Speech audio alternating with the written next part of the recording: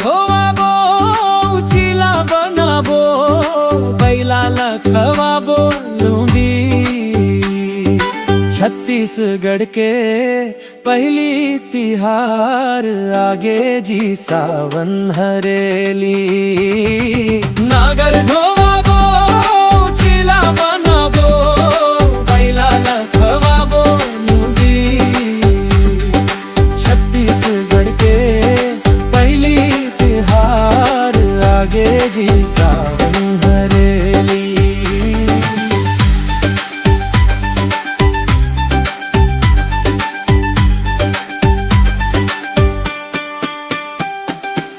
घर घर निम के डारा खोचाही, लइका सियान गेड़ी चढ़ के आही।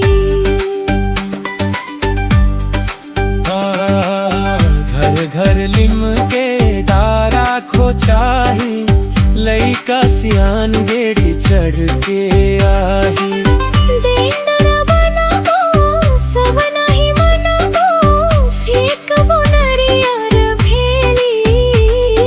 छत्तीसगढ़ के पहली तिहार आगे जी सावन हरेली।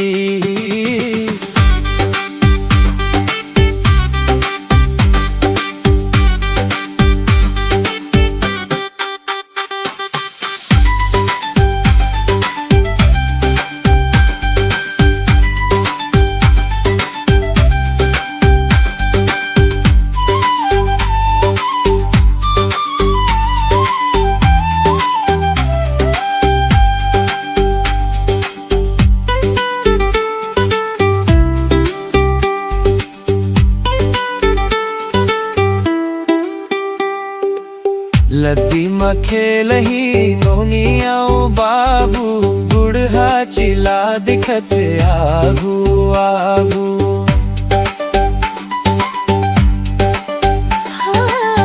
लद्दी में खेलही नोनियाओ बाबू, बुढ़ा चिला दिखत आगू आगू। कका बलाबो औ बाला बलाबो, गुरे तुर लागिले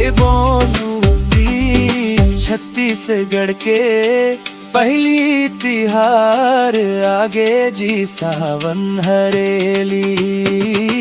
नागर धो